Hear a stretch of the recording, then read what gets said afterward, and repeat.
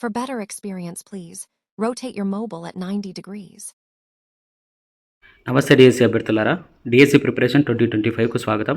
అయితే ఈరోజు వీడియోలో ఉన్నటువంటి వార్తలు ఏంటంటే, హైకోర్టుకు ఎస్సీ వర్గీకరణ ఆర్డినెన్స్, దానికి సంబంధించి ప్రభుత్వాన్ని కౌంటర్ దాఖలు చేయమనేసి ఉంది. తర్వాత డిఎస్సిలో గందరగోళం, దీనికి సంబంధించి ఫిజికల్ సైన్స్ టీచర్ పోస్టులకు గందరగోళం ఉన్న ఆ విషయం గురించి. తర్వాత విద్య అనేటువంటి ఆయుధం ప్రైవేటీకరణ కావద్దు, ఇంకా గిరిజన ప్రత్యేక డిఎస్సికి ఆర్డినెన్స్ ఇవ్వాలని చెప్పి డిమాండ్. తర్వాత రిజర్వ్ అభ్యర్థులకు 40% మార్కులతో డిఎస్సికి అనుమతి. ఈ విషయాల గురించి మనం ఈ వీడియోలో తెలుసుకోబోతున్నాం. అయితే అంతకంటే ముందు మన ఛానల్కి ఎవరైనా కొత్తగా వచ్చి ఉంటే కనుక ఖచ్చితంగా సబ్స్క్రైబ్ చేయండి. ఎందుకంటే ఇక డిఎస్సికి 30 రోజులు మాత్రమే సమయం ఉంది. ఈ టైంలో అందరూ సిలబస్ విషయంలో చాలా గాబరాగా ఉన్నారు. సిలబస్లో ఇంత తొందరగా ఎలా కంప్లీట్ చేయాలి అని. సో ఈ 30 రోజుల్లో ఎలా రివిజన్ కంప్లీట్ చేయాలని చాలా టెన్షన్ పడుతున్నారు. అందుకోసమే మన ఛానల్ ద్వారా డిఎస్సికి సంబంధించిన ఎస్జిటి వాళ్లకు తొందరగా సిలబస్ రివిజన్ చేయడానికి ఉద్దేశించబడినటువంటి షార్ట్ రివిజన్ నోట్స్ పీడిఎఫ్ను అతి తక్కువ ధరకే అందించడం జరుగుతుంది. ఈ షార్ట్ నోట్స్లో చిన్న టెక్స్ట్ సైజులో స్పష్టమైన కాన్సెప్ట్ ప్రజెంటేషన్తో 6 A3 పేజ్ సైజులో మొత్తం సైకాలజీని మనం వివరించడం జరిగిందనమాట. అదేవిధంగా సైన్స్ కంటెంట్ మొత్తం కూడా 17 పేపర్స్లో, ఇవి A4 పేపర్స్లో, ఇంకా సోషల్ కంటెంట్ కూడా మొత్తం 25 A4 పేపర్స్లో, ఇంకా విద్యా దృక్పథాలు 13 పేపర్స్లో ఇలా కూర్చడం జరిగింది. ఇంకా అన్ని మెథడ్స్ కూడా ఇదే విధంగానే తయారు చేయడం జరిగింది. ఆల్రెడీ ప్రిపేర్ అయిన వారు తొందరగా రిపిటేషన్ చేసుకోవడానికి ఇది చాలా ఉపయోగపడుతుంది. ఆ పుస్తకాలు, ఆ సిలబస్ బరువుని మీ మైండ్ నుంచి తొలగించి ఈ పేపర్స్ మీకు ముఖ్యంగా ఈ టైంలో చాలా తేలిగ్గా సిలబస్ను పూర్తి చేయడానికి సహాయపడతాయి. కాబట్టి ఈరోజే ఈ పీడిఎఫ్ నోట్స్ను కొని తొందరగా మీరు రివిజన్ని వేగాన్ని పెంచండి. మీ టెన్షన్ నుంచి బయటపడండి. ఇక లేట్ చేయకుండా వీడియోలోకి వెళ్ళిపోదాం.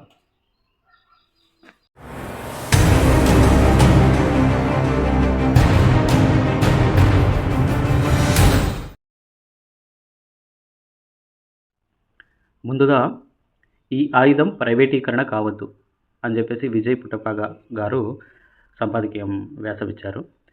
అయితే ఈ ఆయుధం అంటే విద్య అనేటువంటి ఆయుధం ప్రైవేటీకరణ కావద్దు అని చెప్పి, కానీ ప్రభుత్వాలు ప్రైవేటీకరణ వైపే మొగ్గు చూపుతున్నాయి. సో ఫీజుల నియంత్రణ మీద ఎటువంటి చర్యలు లేవు. తర్వాత పుట్టగొడుగుల ప్రత్యేక విద్యా సంస్థలు ఉన్నాయి అని చెప్పి మనకి ఒక పూర్తి కథనాన్ని అయితే ఇవ్వడం జరిగింది. ఇది పూర్తిగా చదవండి ఒకసారి. నెక్స్ట్ వచ్చేసి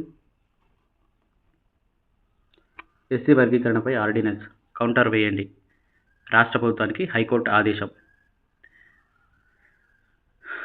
ఎస్సీ వర్గీకరణకు సంబంధించిన ఏకసభ్య కమిషన్ నివేదికకు అనుగుణంగా జారీ చేసినటువంటి ఆర్డినెన్స్ విషయంలో పూర్తి వివరాలతో కౌంటర్ దాఖలు చేయాలని హైకోర్టు రాష్ట్ర ప్రభుత్వాన్ని ఆదేశించింది.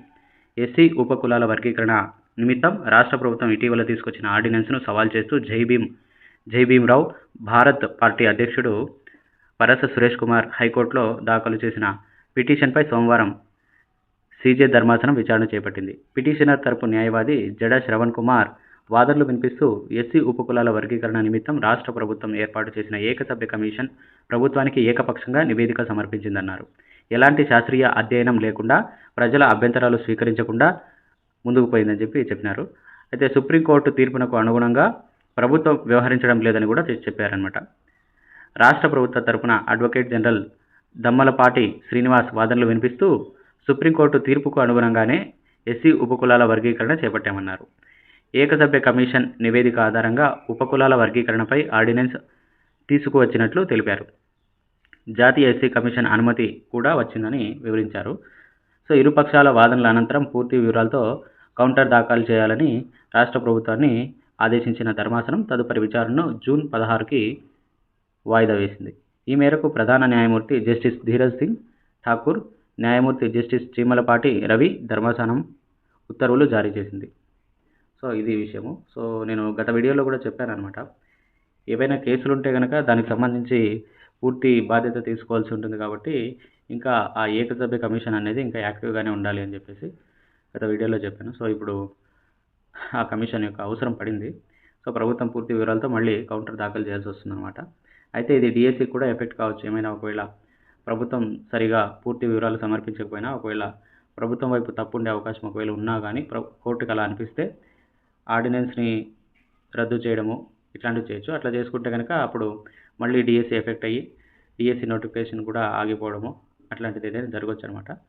బట్ ఇది జూన్ 16కు ఉంది కాబట్టి జరిగేవన్నీ జరుగుతూ ఉంటాయి. డిఎస్సిలో గందరగోళం. ఫిజికల్ సైన్స్ టీచర్ పోస్టుకు బీఎస్సీ అభ్యర్థులకు అర్హత లేదు. తర్వాత సైన్స్ సబ్జెక్టే లేని బీసీఏ వారికి అర్హత. ఉద్యోగార్థుల్లో ఆందోళన. ఇంకా రిజర్వ్ అభ్యర్థులకు 40% మార్కులతో డిఎస్సికి అనుమతిస్తూ ఎస్సీ ఎస్టీ బీసీ దివ్యాంగ అభ్యర్థులకు డిగ్రీలో 40% మార్కులతో మెగా డిఎస్సికి దరఖాస్తు చేసుకునేలా అవకాశం కల్పిస్తూ ప్రభుత్వం సోమవారం ఉత్తర్వులు జారీ చేసింది. ఇంకా మే 2 నుంచి ఆర్టీఈ ప్రవేశాల దరఖాస్తుల స్వీకరణ. అంటే విద్యా హక్కు చట్టం కింద ప్రైవేట్ పాఠశాలల్లో 25% ప్రవేశాలకు దరఖాస్తుల స్వీకరణ షెడ్యూల్లో మార్పులు చేసినట్టు Samagra Shiksha Abhiyan project director B Srinivas తెలిపారు. మొదట ప్రకటించిన షెడ్యూల్ ప్రకారం సోమవారం నుంచి దరఖాస్తుల స్వీకరణ ప్రారంభం కావాల్సి ఉండగా దీన్ని మే 2కు వాయిదా వేశామని 19 వరకు స్వీకరిస్తామని వెల్లడించారు. తర్వాత గిరిజన ప్రత్యేక డిఎస్సికి ఆర్డినెన్స్. జీవో నెంబర్ 3ను పునరుద్ధరించాలి. V Srinivasarao demand. 2న ఏజెన్సీ బంద్కు సిపిఎం మద్దతు. బంద్కు సిపిఎం మద్దతు అని చెప్పి ఇచ్చారు ప్రజాశక్తిలో. సో రాష్ట్రంలో గిరిజన ప్రాంతంలో ఉద్యోగుల కోసం ప్రత్యేక డిఎస్సి నిర్వహణకు ఆర్డినెన్స్ తీసుకురావాలని సిపిఎం రాష్ట్ర కార్యదర్శి వి శ్రీనివాసరావు డిమాండ్ చేశారు. విజయవాడ బాలోత్సవ భవన్లో సోమవారం ఏర్పాటు చేసిన విలేకరుల సమావేశంలో పార్టీ రాష్ట్ర కార్యదర్శి వర్గ సభ్యులు వి వెంకటేశ్వరరావు, కె సుబ్బారావమ్మతో కలిసి ఆయన మాట్లాడారు. ఎన్నికల సందర్భంగా జీవో నెంబర్ 3ను పునరుద్ధరిస్తామని ముఖ్యమంత్రి చంద్రబాబు నాయుడు హామీ ఇచ్చారని దాన్ని నిలబెట్టుకోవాలని కోరారు. గిరిజన ప్రాంతాల్లో ఉద్యోగాలను 100% గిరిజనులకు ఇవ్వాలని, కానీ మైదాన ప్రాంతంలో ఉండేవారిని తీసుకెళ్లి షెడ్యూల్ 5 ప్రాంతంలో ఉద్యోగాలు ఇస్తుందని తెలిపారు. 1200 మందిని తొలగించి వారి స్థానంలో గిరిజనేతరులను తీసుకెళ్లి నియమిస్తుందన్నారు. కేటగిరైజేషన్ కోసం డిఎస్సి వాయిదా వేశామని చెప్పారని, గిరిజనులను వారి ప్రాంతంలో నియమించేందుకు ఎందుకు కేటగిరీ చేయలేదని ప్రశ్నించారు. ఈ విషయంలో వారంతా గందరగోళం పడుతున్నారని, మే 2న ఏజెన్సీ బంద్కు పిలుపు ఇచ్చారని తెలిపారు.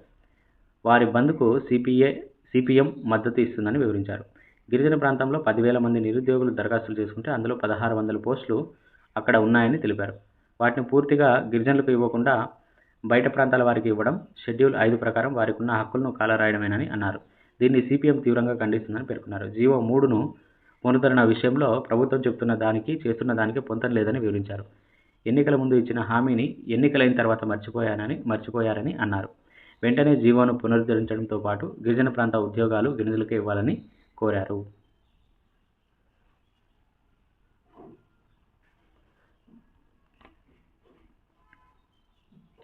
డిఎస్సిలో గందరగోళం.